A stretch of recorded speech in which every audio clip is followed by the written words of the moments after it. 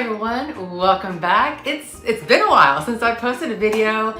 I didn't mean to go so long, and I actually had big plans for getting on a good publishing schedule, and life happens, and that did not happen as part of that life.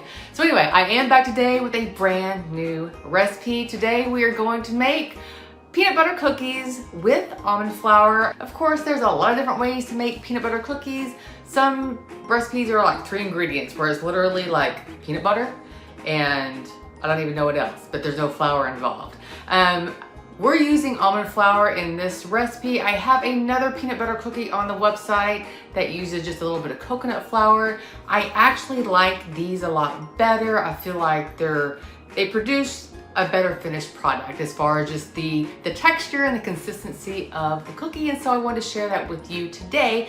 I am adding in some chocolate chips into this peanut butter cookie recipe because, well, peanut butter and chocolate always go together great. In fact, I have, I think, 8 or 9 different peanut butter and chocolate recipes with those 2 ingredients on the website, and I'm sure there's more to come because it's one of my favorite combinations. All right, before we get started making these cookies, if this is your first time here, hello, my name is Kathy Dean with Healthy Ambitions, a website and YouTube channel all about the keto diet, but mostly keto recipes. If you haven't done so yet, why don't you go ahead and subscribe to my channel, and if you click the bell notification off to the side, you'll be notified every time I upload a video. All right guys, let's take a look at those ingredients for these peanut butter cookies. All right, this is more than just 3 ingredients, but still a super easy recipe. I will put up the exact measurements on the screen, but I'll also link to the related article with a printable recipe card in that. If you like, that will be in the description box below. But we are going to use almond flour. If you have a Costco nearby, man, this Kirkland brand is the way to go. It's very inexpensive. Ideally, you do use a blanched almond flour. That works best for like cookies and cakes. If it's an almond meal, it produces a much denser end product. You're gonna have some baking powder. If you're in a pinch, you don't have baking powder, you can substitute baking soda, that's just fine. We're gonna have some salt. You can use any low carb sweetener, but I am obsessed with this So Nourished brand. You can find it on Amazon, and they have a brown sugar, a low carb brown sugar mix that is a monk fruit blend. This is what I'm going to use. Again, you don't have to use a golden or brown sugar for this recipe. Any low carb sweetener will work, but I like the flavor that this gives a lot better. Butter softened. This is probably almost a little too soft. It's summertime here. And we have an egg, some pure vanilla extract, Lily's chocolate chips, and again, any low-carb chocolate chip will do. I know Lakanto has some. I know Choc Zero has some. Lily's is just what's easier to find in the stores if you don't want to shop online. And then, of course, it's peanut butter cookies, and so I have my homemade peanut butter right here. If you've never made your own homemade peanut butter, then you've got to try it. All you need is a food processor. I get the dry roasted unsalted peanuts from Kroger. That way the only ingredient is peanuts. But you zip it up in the food processor, it comes out great. I actually have a video here on YouTube showing you how easy it is, so I'll link that up here, I think that side or that side. But anyway, the great part is, when you buy natural peanut butter at the store, there's always that, like, all the oil rises to the top, and so you're constantly having to stir it, and I don't care who you are, you're never gonna get it fully stirred and incorporated. My homemade peanut butter has never separated.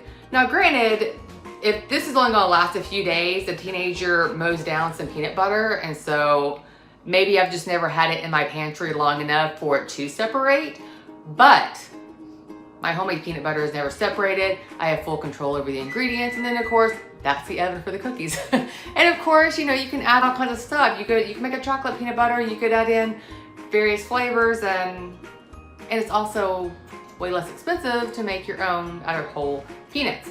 So that's my peanut spiel. Let's get to making these peanut butter cookies.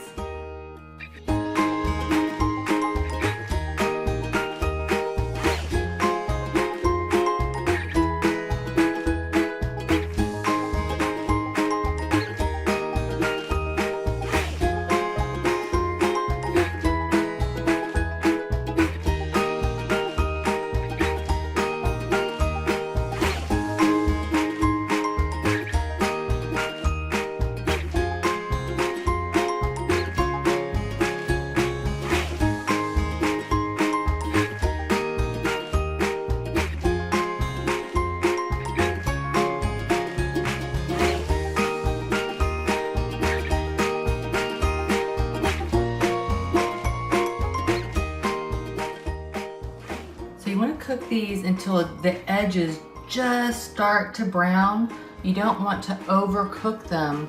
They're still going to be very mushy kind of in the middle, but they're going to keep cooking for a little bit, so if you overcook them, then they're going to end up way too dry. So those are in the oven at 350 for anywhere between 12 to 15 minutes. The 14-minute mark seems to work perfectly for my oven, and I'm going to let them sit on the cookie sheet for about 10 minutes, just until they're firm enough to transport over to a cooling rack so they can finish cooling off all the way. But just like the professional cooking shows, I already have a batch ready to go to show you while those cool off. I made these yesterday. They're so good. They are so, so good. So these have, because somebody's gonna ask, they have 2 grams of net carbs per cookie. I forget what the other macros are, but I will link to the related article with the printable recipe card that includes all the nutrition data, the fat, the fiber, the carbs, the protein, the calories, and everything you want to know about that. And then it also answers a few questions about making these and about peanuts and keto and all that fun stuff. All right, guys, that is all I have for you today. If you haven't done so yet, please give this video a like, comment below with any questions, comment with maybe what recipes you would like to see coming up. I hope you have an amazing day, and I will see you on the next video.